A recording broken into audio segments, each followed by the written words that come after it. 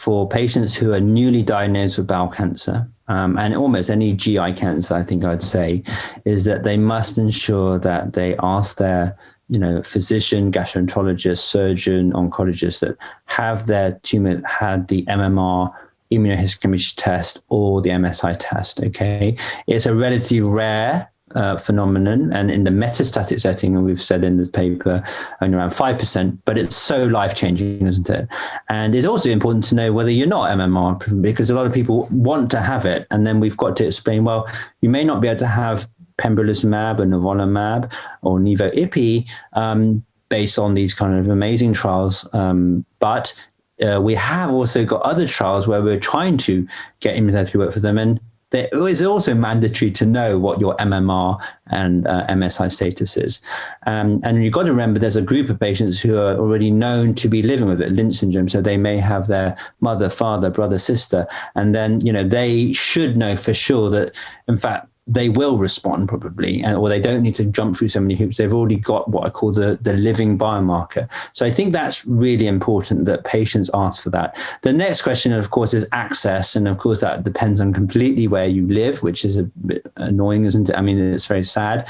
But from a regulatory point of view, from a financial toxicity point of view, and from a trial perspective, I think that's really important. And I think that moves on from the patients who have heard about this trial, know that the side effects are so much better, they want it, to really, what does it mean for the clinicians? So as a clinician, what are we going to do tomorrow when we have to go back on Monday to the clinic and say, what does this data show? I would still say I'm confident that, get the biomarker done.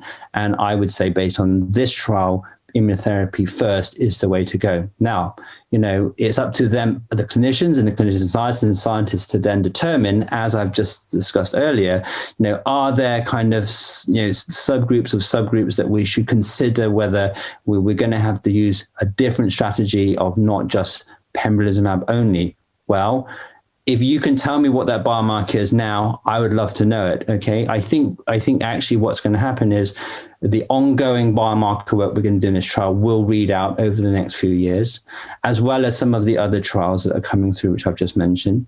But I also think it's a very interesting phenomenon now, based on the recent evidence from the Foxtrot trial and the NICE trial, Foxtrot being neoadjuvant chemotherapy is safe in operable bowel cancer, but not very good in MMR deficient bowel cancers. And the NICE trial showing that nivo-ipi for 4 weeks is extremely effective. I think in the neoadjuvant setting, as clinicians and scientists, we're going to get some of those answers much more quickly for our patients now in terms of determining what is the best strategy.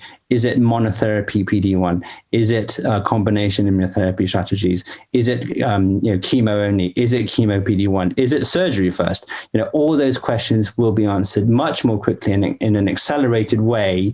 Now we've got the evidence that neoadjuvant chemotherapy is safe, first of all, but also not particularly effective in MMR deficient bowel cancer patients. So we can now move the science into the earlier setting to get those answers more quickly for all of us.